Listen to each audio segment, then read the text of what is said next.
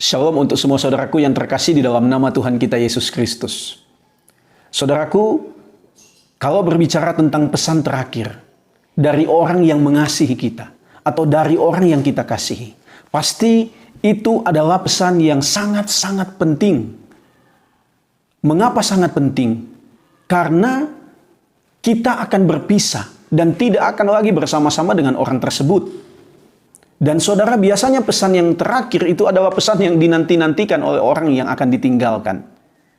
Sehingga ketika dia menerima pesan itu, seorang pasti akan berjuang semampunya dengan apa yang dia miliki, waktu, tenaga, harta, untuk melakukan atau untuk merealisasikan permintaan dari orang yang akan meninggalkan mereka. Jadi nggak mungkin diabaikan. Biasanya pesan terakhir itu mungkin bersifat tentang bagaimana berjuang hidup di dalam dunia supaya berhasil, supaya sukses, supaya bahagia, dan lain sebagainya. Betapa pentingnya pesan terakhir bagi orang-orang yang akan ditinggalkan. Saudaraku, di hari-hari ini kita masih dalam waktu mengenang dan mensyukuri karya Tuhan Yesus naik ke sorga. Apa sebenarnya pesan Tuhan Yesus kepada murid-muridnya dan kepada umatnya waktu dia akan terangkat ke sorga? Kisah Para Rasul pasal pertama ayat 8 berkata, "Tetapi kamu akan menerima kuasa kalau Roh Kudus turun atas kamu, dan kamu akan menjadi saksiku di Yerusalem dan di seluruh Yudea dan Samaria dan sampai ke ujung-ujung bumi." Ayat 9 menjelaskan tentang pada saat itu Tuhan Yesus terangkat ke sorga. Saudaraku yang terkasih, ayat 8 ini adalah pesan terakhir. Ada dua hal yang saya mau bagikan. Yang pertama dikatakan, tetapi kamu akan menerima kuasa kalau Roh Kudus turun atas kamu. Memang secara fisik Tuhan Yesus naik ke sorga. Tidak bersama-sama lagi dengan umatnya, dengan murid-muridnya. Karena dia harus naik ke sorga setelah dia menyelesaikan karya penebusan. Menaati kehendak Bapa dengan sempurna. Dia harus naik ke sorga. Karena memang dia berasal dari sorga. Tapi sebelum dia menderita, dia sudah katakan, Bapa akan memberikan penolong yang lain. Akan diberikan roh penghibur. Dan ini jelas menunjuk kepada Roh Kudus yang akan diberikan kepada orang-orang percaya. Dan kembali diulangi dalam bagian ini. Kamu akan menerima kuasa kalau Roh Kudus turun atas kamu. Saudaraku, ini menunjukkan bahwa kita tidak berjalan sendiri dalam dunia ini. Ada Allah yang bersama-sama dengan kita. Karena Roh Kudus adalah Allah. Ketika kita lemah, dia kuatkan. Ketika kita dalam kesulitan, dia mampukan. Ketika kita dalam menemui jalan buntu, dia berikan hikmat, pengetahuan, pengertian, kebijaksanaan, dan lain sebagainya. Mungkin hari ini saudara ada yang merasa bahwa saya dalam kondisi sendiri. Saya dalam kondisi tidak mampu berjalan sendiri.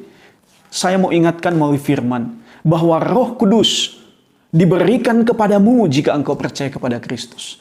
Percayalah bahwa engkau tidak berjalan sendiri. Ada Tuhan bersamamu. Yang kedua dikatakan, kamu akan menjadi saksiku. Ternyata kehadiran Roh Kudus di dalam diri seseorang yang percaya Kristus, itu bukan hanya untuk dirinya sendiri, tetapi supaya dia menjadi saksi. Saksi tentang apa? Tentang karya Kristus. Yang sudah dia alami, yang sudah dia rasakan, yang sudah dia yakini. Maka orang tersebut harus menceritakan, membagikan karya yang luar biasa, di mana Kristus menyelesaikan masalah terbesar dalam dunia, yaitu dosa dan maut. Jadi saudaraku, kehadiran Roh Kudus yang menghibur harusnya menjadikan kita orang-orang yang bisa menjadi saksi, menghibur orang lain dengan karya kasih karunia Kristus. Ketika kita dikuatkan, kita menjadi alat menguatkan orang-orang yang belum percaya ataupun saudara seiman kita.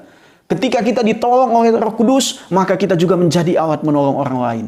Ketika kita dalam kondisi meyakini bahwa kita disertai Tuhan, maka kita juga harus berbagi tentang Kristus dan karyanya, supaya Roh Allah juga hadir menyertai orang tersebut. Dan tentunya di atas semuanya memandang kepada karya salib Kristus yang membebaskan orang supaya menikmati kehidupan yang kekal. Dua hal ini adalah pesan terakhir dari Tuhan Yesus yang sangat berkaitan dengan Matius 28 ayat 18 sampai 20 tentang pergi menjadikan semua bangsa murid. Berkaitan dengan Markus pasal 16 ketika Tuhan Yesus mau terangkat, dia katakan, pergi beritakan Injil. Dan tanda-tanda akan menyertai orang-orang percaya yang memberitakan Injil. Jadi saudaraku, ingatlah, pesan ini juga bagi kita orang percaya hari ini. Ingat, Roh Kudus bersamamu. Dan Roh Kudus yang bersamamu mendorong engkau, mengaktifkan engkau secara otomatis, menggerakkan kita menjadi saksi Kristus. Mulai dari keluarga kita, dari teman-teman kita, dari sekeliling kita, dan kemana Tuhan mau kita menjadi saksi. Lewat perkataan, tindakan, dan apa yang kita buat. Tuhan Yesus kiranya menolong kita semua untuk meyakini Roh Allah di dalam hidup kita dan untuk menjadi saksi. Tuhan Yesus memberkati kita semua. Shalom.